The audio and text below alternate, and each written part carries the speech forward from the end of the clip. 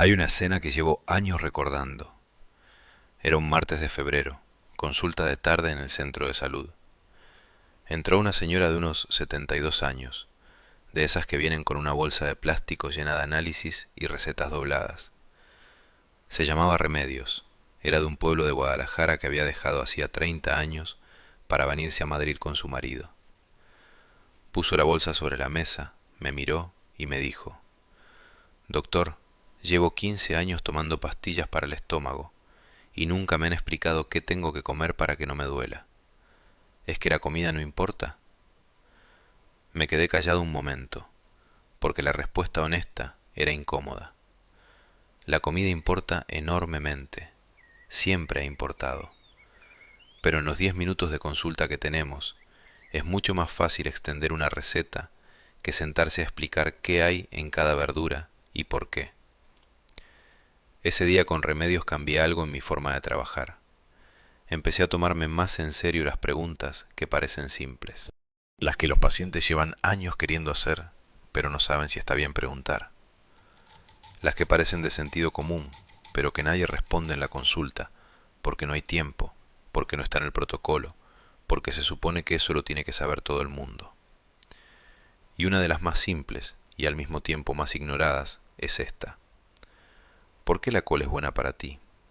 ¿Qué tiene dentro exactamente? ¿Y por qué hay tanta diferencia entre un tipo de col y otro?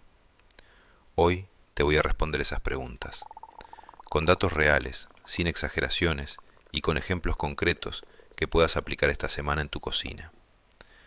Cuando termines de ver esto, vas a mirar el pasillo de verduras del supermercado de una forma completamente distinta. Me llamo Carlos Herrera, soy médico de familia, llevo más de 30 años trabajando en atención primaria en España, primero en la Serranía de Cuenca y desde hace más de 20 años en un centro de salud en Madrid. No soy nutricionista de los que salen en las revistas. No tengo consulta privada, ni vendo suplementos. Soy médico de cabecera, de los que ven a los mismos pacientes durante décadas, de los que saben cómo evoluciona una persona no solo cuando toma un medicamento, sino cuando cambia lo que come, cómo duerme, cómo se mueve.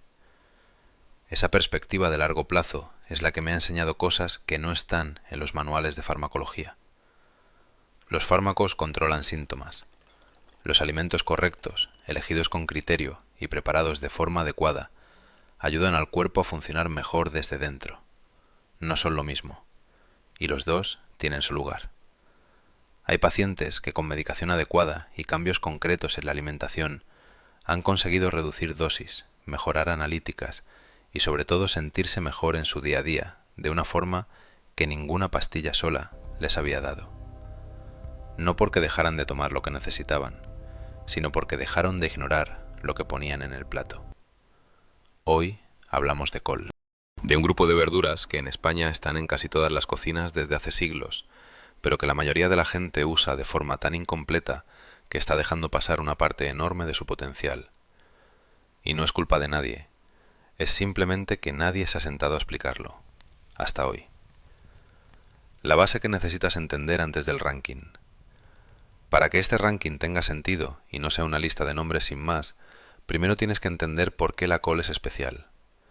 No me refiero a que tiene vitaminas, casi todas las verduras tienen vitaminas. Me refiero a algo más específico, algo que solo existe en esta familia de plantas. Todas las variedades de col pertenecen a la familia de las crucíferas. En esa misma familia están el rábano, la mostaza y el rábano picante. Y todas comparten un rasgo bioquímico único. Contienen unas sustancias llamadas glucosinolatos. Memoriza esa palabra, la vas a escuchar varias veces hoy. Los glucosinolatos en sí mismos son inactivos, son como una carga con el seguro puesto. Pero cuando cortas la col, cuando la masticas, cuando las células se rompen, se libera una enzima llamada mirosinasa, y esa enzima transforma los glucosinolatos en compuestos que trabajan de verdad en el organismo. El más estudiado de esos compuestos se llama sulforafano. Lleva 30 años en el centro de la investigación científica seria, con más de 3.000 publicaciones en revistas médicas de referencia internacional. No es moda, no es marketing de herbolario, es bioquímica documentada en instituciones académicas de todo el mundo. El sulforafano activa en las células un sistema de defensa interno. Ayuda a las células a neutralizar compuestos dañinos, a gestionar el estrés oxidativo, a mantener activos sus mecanismos de reparación. Con la edad, ese estrés oxidativo se acumula. Las células tienen cada vez más trabajo y menos recursos para hacerle frente.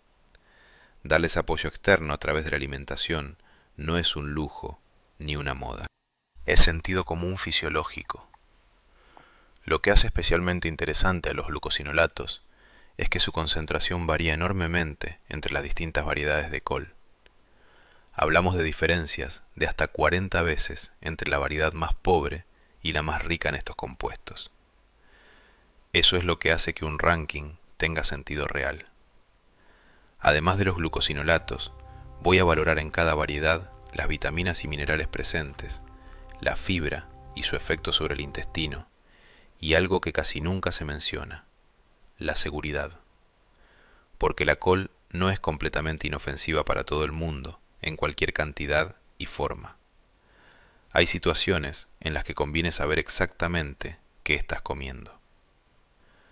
4 criterios, 7 variedades, un ranking. Y al final, el mensaje que importa más que cualquier puesto en una lista. Séptima posición, la col china. En España la llamamos col china o col de Pekín. Es ligera, de hojas tiernas, casi sin olor al cocinarla, muy fácil de usar en ensaladas.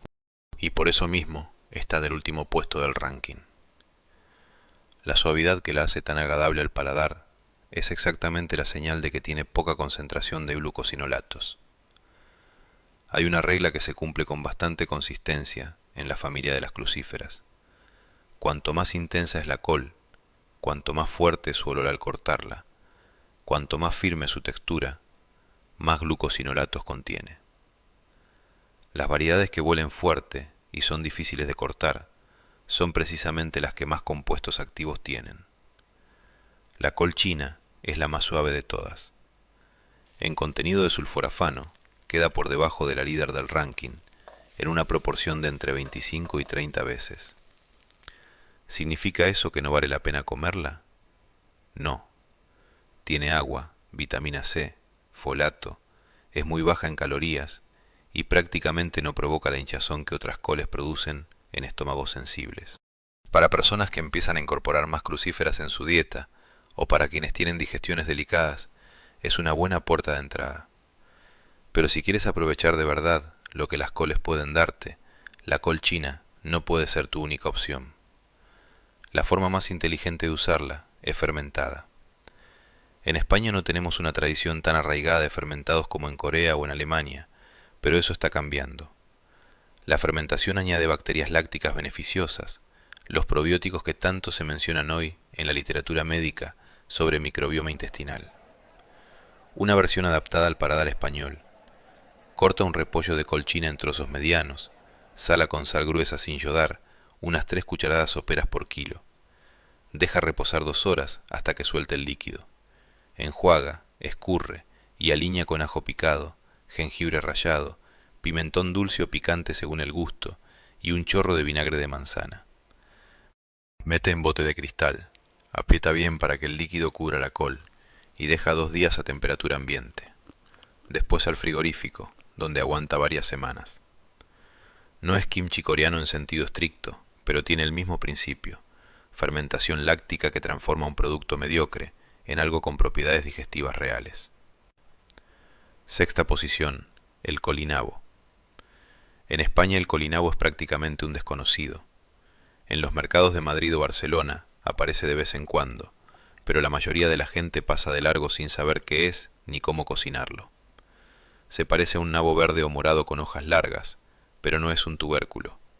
Es un tallo engrosado de col, y eso importa, porque su perfil nutricional es diferente al de un tubérculo. Una pieza mediana de colinabo cubre prácticamente la necesidad diaria de vitamina C de un adulto. Supera a la col blanca en vitamina C en casi un 50%. Tiene bastante potasio y muy poco sodio, una combinación especialmente interesante para personas que controlan la presión arterial, ya que el potasio ayuda a regular la retención de líquidos y apoya la función cardiovascular. En glucosinolatos está por encima de la colchina, pero por debajo de las posiciones siguientes. No es el más potente del ranking, pero tiene algo que lo distingue de casi todas las demás variedades. Es delicioso en crudo, cosa rara en una col. Rallado grueso, con zanahoria y manzana ácida, aliñado con aceite de oliva virgen extra y un toque de limón, tiene una textura crujiente y un sabor ligeramente dulce y a nuez que sorprende a quien lo prueba por primera vez. Así, en crudo, conserva todo el contenido de vitamina C y los enzimas que activan los glucosinolatos. Para guardar, el colinabo fresco aguanta hasta 2 meses en el cajón de verduras del frigorífico sin perder apenas propiedades. También se puede cortar en rodajas finas y secar a menos de 60 grados. Lo que se pierde en vitamina C por la temperatura se compensa con la concentración de minerales y fibra. Si tienes la suerte de encontrarlo en el mercado, dale una oportunidad. Es probable que se convierta en uno de esos ingredientes que después de probar te preguntas por qué no habías usado antes. Quinta posición, la lombarda. Muchas personas creen que la lombarda y la col blanca son lo mismo, solo que una es morada. Es un error que tiene consecuencias prácticas. El color morado de la lombarda viene de los antocianos, los mismos pigmentos que dan su color a los arándanos, a la uva tinta, a las cerezas y a las ciruelas. Y los antocianos son antioxidantes potentes que prácticamente no existen en la col blanca. Las investigaciones sobre antocianos muestran que contribuyen a la elasticidad de los vasos sanguíneos, que participan en la protección del tejido nervioso frente al daño oxidativo y que tienen un efecto antiinflamatorio, documentado en varios estudios. Para personas con antecedentes cardiovasculares o simplemente con más de 60 años y que quieren apoyar la salud vascular de forma activa, los antocianos tienen un valor añadido que no hay que ignorar. En glucosinolatos, la lombarda está al nivel de la col blanca, pero suma los antocianos como un beneficio adicional que la blanca no puede igualar. La forma de prepararla importa más de lo que parece. El principal enemigo de los antocianos es el calor prolongado y el ambiente alcalino. Si cueces lombarda mucho tiempo sin acidez, se vuelve grisácea y los antocianos se destruyen. El truco español de toda la vida, de añadir un chorrito de vinagre o zumo de limón al cocinar la lombarda, tiene una base científica real. La acidez estabiliza los antocianos, mantiene el color y preserva las propiedades. La mejor forma de conservarla, encurtida en frío. Corta en juliana fina, sala, trabaja con las manos hasta que suelte jugo. Añade vinagre de manzana, 3 cucharadas soperas por kilo, y unas especias al gusto, clavo, laurel, un poco de miel. Mete en bote de cristal, prensa bien. En 3 días en el frigorífico está lista. Aguanta 2 meses y conserva prácticamente todos los antocianos. Una lombarda encurtida en casa tiene un color tan intenso y bonito que transforma cualquier plato de invierno. No es solo nutrición, es también un placer visual en la mesa. Cuarta posición, la col de Milán. La col de Milán, esa con las hojas rizadas y arrugadas que parecen que alguien las apretó con la mano antes de ponerlas en el estante, es desconocida para mucha gente en España. Se la suele pasar por alto en el mercado y es un error que sale caro en términos nutricionales. Tiene más proteína que cualquier otra variedad de col. No mucha en términos absolutos, porque sigue siendo una verdura, pero en el contexto de los vegetales es una cantidad destacable. Para personas mayores, donde mantener la masa muscular se convierte en una tarea que el organismo va haciendo cada vez peor por sí solo, ese aporte extra de proteína vegetal tiene su valor, especialmente cuando se combina con una dieta que también incluye legumbres, huevos o pescado. En glucosinolatos supera a la col blanca en un 20 o 25%. Tiene más vitamina A y betacarotenos que las variedades anteriores, compuestos importantes para la salud de la piel y para el mantenimiento de la visión. Y hay algo que valoro especialmente en pacientes con digestiones difíciles. La col de Milán provoca menos gases que la col blanca. Su fibra es más blanda, menos fermentable en el intestino, y el sistema digestivo la maneja con más facilidad. Para personas que quieren los beneficios de las crucíferas, pero que siempre han tenido problemas de hinchazón con la col blanca, la col de Milán es una alternativa mucho más amable. La mejor forma de conservarla es la congelación. La col de Milán tolera el proceso de congelación mejor que las demás, gracias a su estructura más laxa. Separa las hojas, escáldalas 10 segundos en agua hirviendo, pásalas inmediatamente a agua con hielo, escurre bien, empaqueta y congela. Esas hojas congeladas son perfectas para hacer envueltos rellenos, que en España tienen una tradición larga en muchas cocinas regionales. La hoja de col de Milán congelada se dobla sin romperse, y no necesita el hervido largo que exige la col blanca para ablandarse. Con un relleno de arroz con verduras, carne o bacalao, son uno de esos platos de domingo que reconfortan y alimentan al mismo tiempo. Tercera posición, la coliflor. Aquí empieza la conversación seria. La coliflor está en el podio por una razón clara y medible. En contenido de glucosinolatos supera a la col blanca casi en el doble.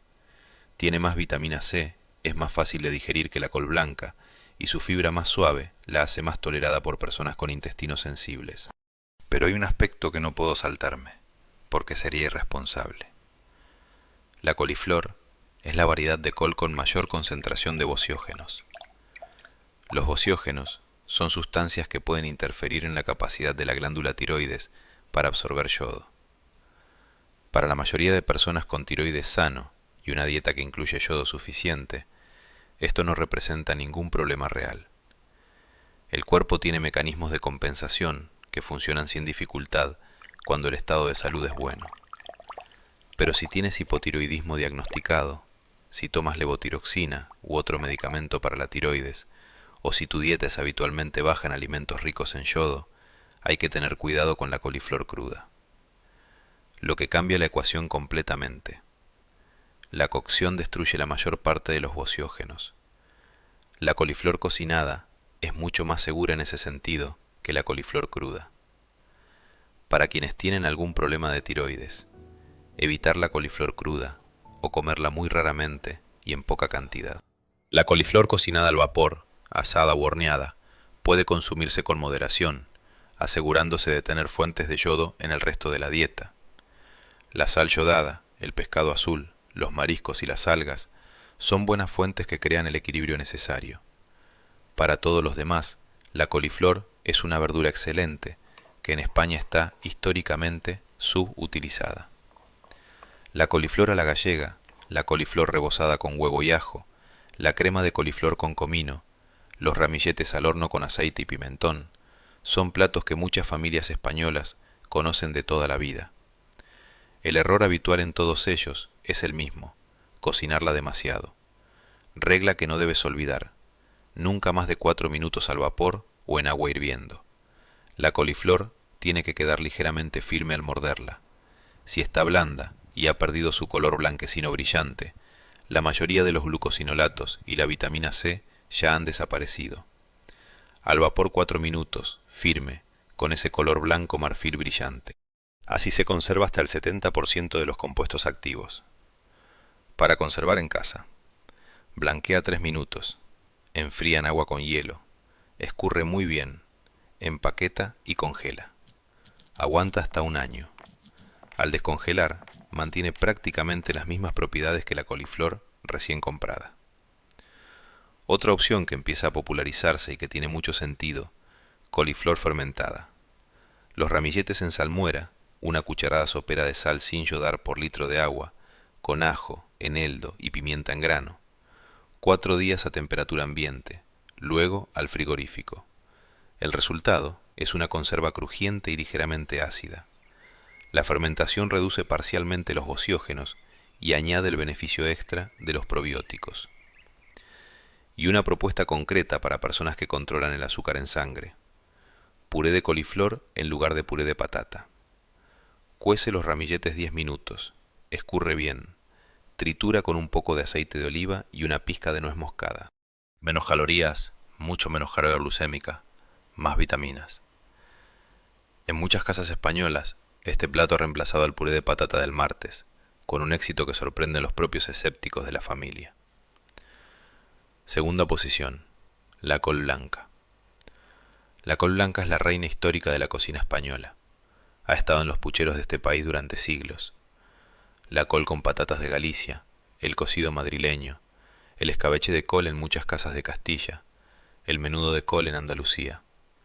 Y merece el segundo puesto del ranking, no el primero, pero merece una conversación larga, porque tiene algo que ninguna otra variedad puede igualar. En glucosinolatos, la col blanca está en la parte media del ranking. Más que la col china y el colinabo, menos que la coliflor, y significativamente menos que la líder. Entonces, ¿por qué está en el segundo puesto y no en el tercero o el cuarto? Por una razón que no tiene ninguna otra variedad, el fermentado. La col blanca es la única variedad que fermenta de verdad bien. Las demás se ablandan demasiado, pierden textura, se deshacen y el resultado es desagradable. La col blanca mantiene el crujido durante semanas de fermentación, desarrolla ese sabor ácido y complejo que conocemos desde niños, y en el proceso ocurre algo bioquímicamente extraordinario.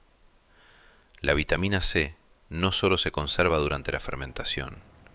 En muchos análisis, la col fermentada tiene ligeramente más vitamina C que la col fresca. El ambiente ácido que crean las bacterias lácticas la protege de la oxidación. Aparecen bacterias lácticas en grandes cantidades, los mismos probióticos que hoy se venden a precios elevados en cápsulas de herbolario, pero de forma natural, viva y activa. Estas bacterias sostienen la flora intestinal, mejoran la digestión, refuerzan la respuesta inmunitaria y, según investigaciones recientes, tienen influencia en el estado de ánimo a través del eje intestino-cerebro. Los glucosinolatos se mantienen prácticamente intactos durante la fermentación. El resultado es un alimento que actúa en 4 frentes al mismo tiempo: vitaminas, probióticos, glucosinolatos y fibra. Todo en un producto que en España cuesta muy poco y que se puede preparar en casa sin ningún equipamiento especial. ¿Cómo fermentarla bien? Porque hay errores que arruinan el proceso. El primer punto es elegir la variedad correcta. Usa repollos de otoño, los que cosechan en septiembre y octubre. Son más densos, menos acuosos, con mayor contenido de azúcares naturales que alimentan el proceso de fermentación. La col de verano o primeriza tiene demasiada agua y el resultado es blando, sin consistencia y sin apenas sabor. El segundo punto es la sal. Solo sal gruesa, sin yodar. La sal yodada puede dar sabores extraños y frenar la fermentación. La proporción correcta es de 20 gramos de sal por kilo de col rallada, que equivale a una cucharada sopera rasa. El tercer punto, y es el más importante de todo: nada de vinagre. La col fermentada auténtica no lleva vinagre. El vinagre mata las bacterias lácticas y convierte el producto en col en escabeche, que está buena, pero no tiene probióticos vivos. Son productos completamente distintos. Mucha gente cree que está haciendo col fermentada, cuando en realidad está haciendo escabeche. El cuarto punto es la temperatura y el tiempo. Los primeros 3 o 4 días, la col tiene que estar a temperatura ambiente, alrededor de 20 o 22 grados. Hay que pincharla hasta el fondo con un palo de madera cada día, para que salgan los gases que produce la fermentación. Cuando los burbujeos se calmen y ya no suban nuevas burbujas, pasa al frío. Bodega, frigorífico o terraza en invierno. La temperatura de almacenamiento debe estar entre 0 y 5 grados. Así conservada, dura hasta 8 meses y mantiene prácticamente todas sus propiedades desde el primer día. Ahora quiero contarte algo sobre la col blanca, que tiene una historia médica interesante. A finales de los años 40, un investigador estudió el efecto del zumo fresco de col blanca sobre pacientes con úlcera gástrica. El resultado sorprendió a la comunidad médica de la época. La cicatrización era más rápida que con los tratamientos estándar de entonces. Más tarde se identificó el compuesto responsable, un aminoácido llamado metilmetionina, que algunos investigadores denominaron informalmente vitamina U, de la palabra latina ulcus, úlcera. El metilmetionina contribuye a la regeneración de la mucosa del estómago y tiene una propiedad importante: se destruye con el calor. La col cocida no tiene el mismo efecto sobre la mucosa que la col cruda o la fermentada. Si quieres probarlo, empieza con un cuarto de vaso de zumo fresco de col blanca antes de la comida principal. Observa cómo lo tolera tu estómago durante unos días. Si no hay molestias, puedes subir a medio vaso 2 veces al día. Hay personas que no toleran bien el zumo crudo de col, produce gases o malestar. En ese caso, sencillamente no es la forma adecuada para ti y no hay que forzar. Y un aviso sobre el error más común con la col fermentada. Cuando la gente descubre sus propiedades, la reacción habitual es empezar a comer un plato grande cada día. A los 2 o 3 días aparecen los gases, la hinchazón, el malestar. Concluyen que la col fermentada no les sienta bien y la abandonan para siempre. El problema no era la col, el problema era la velocidad de introducción. El intestino necesita tiempo para adaptarse tanto al aumento de fibra como a la llegada masiva de bacterias nuevas. Empieza con 2 o 3 cucharadas soperas al día. Aumenta gradualmente a lo largo de 2 semanas. El intestino se adapta y el malestar desaparece. Lo mismo vale para cualquier variedad de col que introduces por primera vez en cantidades significativas. Poco a poco, de forma constante, dejando que el intestino se ponga al día. Primera posición, el brócoli. No es sorpresa para quien sigue la investigación en nutrición, pero la mayoría de las personas en España siguen comiendo brócoli de la forma exacta que anula lo que lo hace especial. El brócoli es el campeón del ranking por una razón objetiva y medible. En contenido de glucosinolatos, supera a la col blanca entre 3 y 4 veces. Pero hay algo más específico que lo distingue de todas las demás crucíferas. El brócoli contiene una cantidad especialmente alta de un glucosinolato concreto, llamado glucorafanina. Y de la glucorafanina, cuando se activa por la mirosinasa, se obtiene sulforafano. En 1992, investigadores de la Universidad Johns Hopkins publicaron los resultados de un trabajo que cambió la forma en que la comunidad científica miraba al brócoli. Habían identificado el sulforafano y documentado su capacidad para activar en las células un sistema de defensa endógeno. Desde entonces, más de 3.000 publicaciones científicas en revistas de alto impacto han explorado ese mecanismo. No voy a hacer afirmaciones que van más allá de lo que la ciencia ha demostrado con solidez. No voy a decirte que el brócoli cura enfermedades. Eso sería falso y peligroso. Lo que sí puedo decirte con respaldo de la evidencia es que el sulforafano es uno de los compuestos naturales más estudiados de las últimas 3 décadas, y que los datos apuntan consistentemente a que contribuye a la capacidad de las células para gestionar el daño oxidativo y mantener sus mecanismos de reparación activos. Para personas mayores de 60 años, donde ese estrés oxidativo acumulado empieza a tener efectos visibles en la salud general, eso tiene un significado práctico muy real. Pero aquí está el problema central, el problema que hace que la mayoría de las personas que comen brócoli regularmente no estén aprovechando su principal ventaja. El sulforafano no está preformado en el brócoli. Lo que hay en el brócoli es la glucorafanina, el precursor, más la enzima mirosinasa.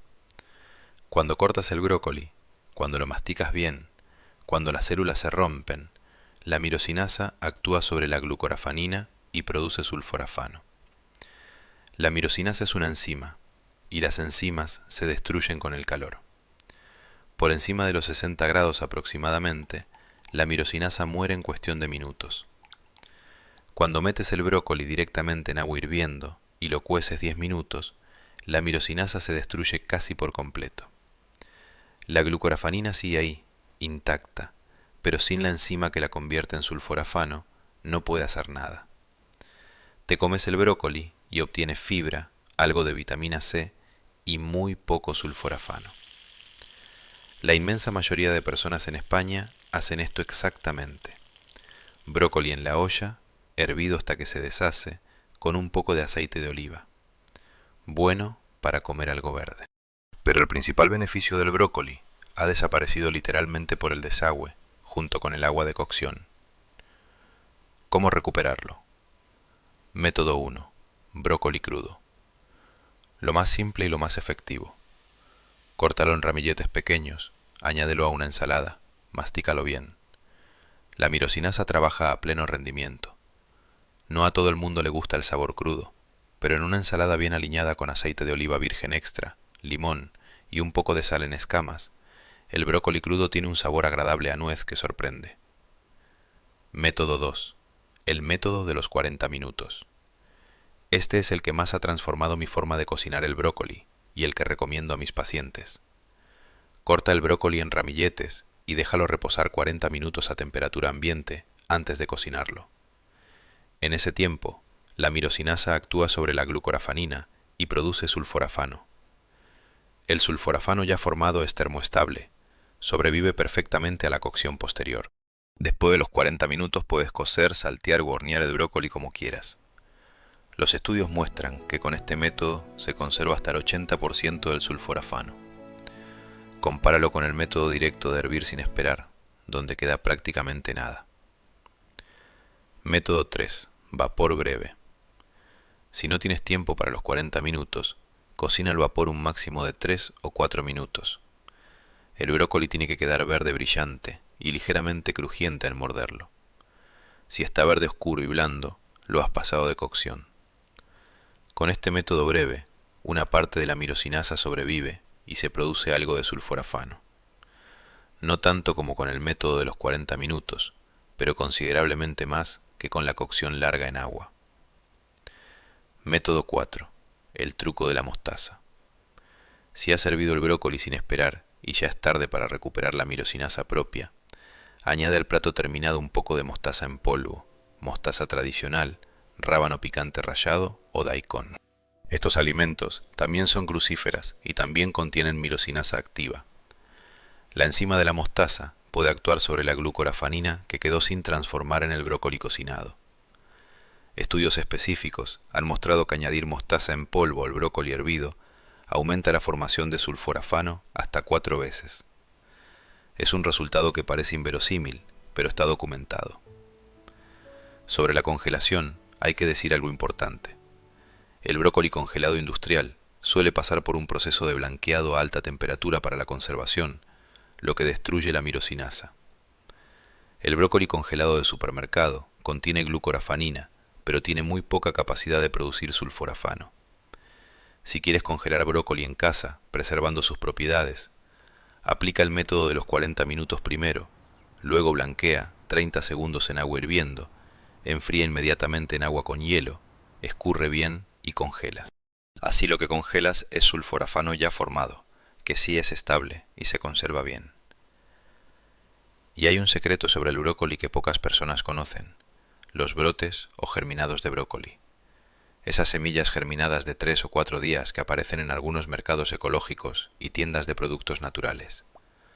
Un brote de brócoli de 3 días contiene entre 20 y 50 veces más glucorafanina que el brócoli adulto maduro. No hacen falta muchos. Una pequeña cantidad añadida a una ensalada o a un sándwich aporta una concentración de precursores de sulforafano que ningún brócoli adulto puede igualar. Puedes germinarlos en casa en 5 o 6 días con un bote de cristal, un trozo de gasa o tela de tul y semillas de brócoli que venden en tiendas de alimentación natural. Es un proyecto pequeño, que no requiere espacio ni experiencia y que aporta una concentración nutricional extraordinaria. El mensaje más importante de todo esto. Hemos repasado 7 variedades de col. ¿Sabes cuál tiene más antocianos? ¿Cuál tiene más vitamina C? ¿Cuál fermenta mejor y conserva los probióticos? ¿Cuál requiere precaución con la tiroides? ¿Y cuál es la campeona en sulforafano? Pero si el único mensaje que te llevas es «come más brócoli», me has entendido solo a medias. El error que comete la mayoría de personas no es solo preparar mal el brócoli, es la monotonía. Comen col blanca porque siempre ha estado en casa, a veces col china en ensalada porque es rápida, y punto. El resto de las variedades las consideran exóticas, innecesarias o complicadas. Pero cada variedad aporta un perfil diferente de compuestos. La lombarda tiene antocianos que el brócoli no tiene.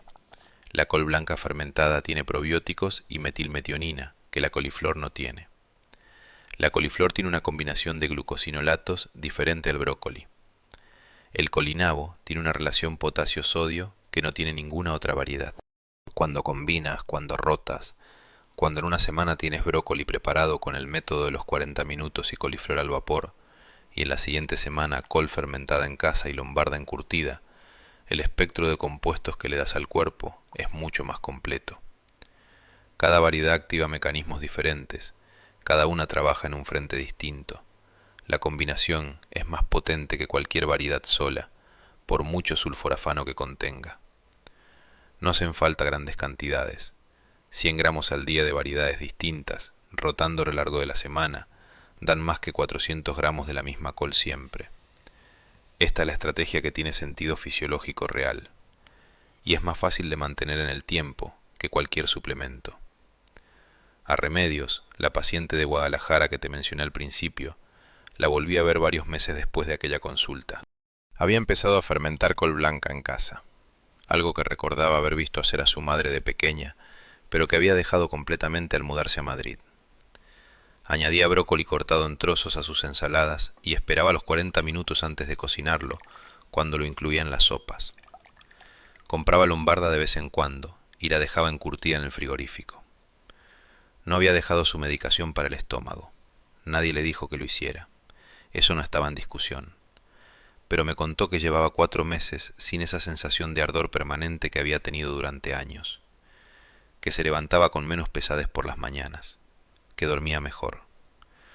No sé qué parte exacta del cambio fue la col y qué parte fue la atención que de pronto estaba poniendo en lo que comía. Probablemente fue la combinación de ambas cosas, más el hecho de que preparar el fermentado cada semana le daba una pequeña rutina nueva que la hacía sentir activa en el cuidado de su propia salud. El cuerpo no funciona en compartimentos estancos, tampoco los alimentos, pero la col estuvo ahí, cada día, callada, haciendo su parte. Cuídate, y la próxima vez que estés en el mercado o en el supermercado, para un momento frente al pasillo de las verduras y cuenta cuántas variedades de col hay. Probablemente hay más de las que creías. Coge una que no hayas comprado nunca. Pruébala de la forma que te he explicado. Eso ya es un paso que la mayoría de la gente nunca da.